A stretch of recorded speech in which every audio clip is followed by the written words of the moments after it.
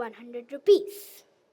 You can buy a chocolate, a small toy, something that can make you happy for a few minutes.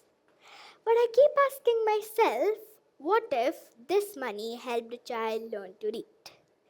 Hi, I am a 10-year-old ambassador of Each One Teach One. And I volunteer because I've seen something I cannot ignore anymore. Education is not equal for everyone. And this is not just a feeling, it is a reality. In India, millions of children still struggle with basic learning. Study shows that in many rural schools, grade 3 children are still unable to read grade 1 text fluently. Not because they are not capable, but because due to access to resources, learning support, and a proper classroom is still unequal. This changed the way I used to see my education. I thought big changes only adults can do. People often told me, "You are too small, or you'll understand it later, child." So I waited. But while waiting, I started noticing more. We talk about poverty, we talk about education gaps, we talk about inequality. But I kept thinking, when the problem is so clear, then why it is still there? Because children like us cannot vote. We do not earn money. We do not make policies. But does that mean we cannot act? This question stayed with me. When I visited free schools in India, I saw something I will never forget. Children sitting on the floors, multiple grades in one small room. A single teacher trying to manage everything at once. And children sharing their notebooks for all their subjects. And I remember thinking, how does learning even survive in a condition like this? Then I realized something simple but powerful. Education is not just about power, it is about awareness and small actions. So I started with what I had.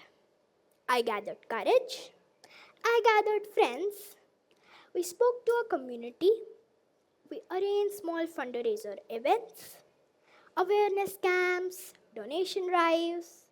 Nothing big, nothing complicated, but something surprising happened. Small efforts started creating a big impact. A few hundred-rupee notes turned into notebooks. Notebooks turned into learning materials. And learning materials turned into opportunity. Because the smallest contribution, when multiplied by many people, becomes something much bigger than itself. And here is something important. Education is the strongest tool to break inequality. Study shows that each additional year of schooling can significantly improve a child's future income and opportunities. But beyond number, education is far more powerful. The ability to imagine a different future. But what stayed with me the most was not the money or the donation. It was the children. The children who study despite difficulty. The children who smile even when things are unfair. The children who dream even when the world tries to limit those dreams. These children taught me something I will never forget. The potential does not disappear because of circumstances. It only needs a chance. So I want to tell you something simple. I am a 10-year-old. I do not have money. I do not have power. But I have actions. And action spreads. So here is my call to you.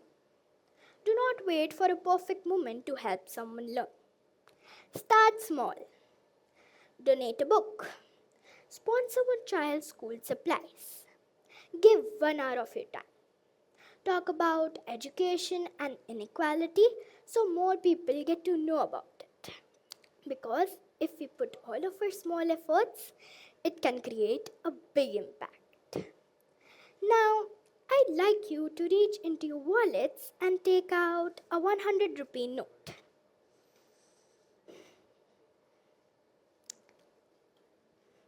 Now raise it high up in the air. Then look around you.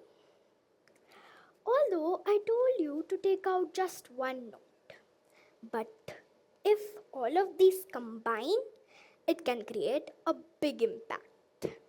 So I have a question for you. If you had a 100 rupee note, one idea, one small choice, what would you do with this? Would you spend it on yourself for a few moments of happiness? Or would you give it to someone who might need it more than? Because the smallest hand can create a big difference. Thank you.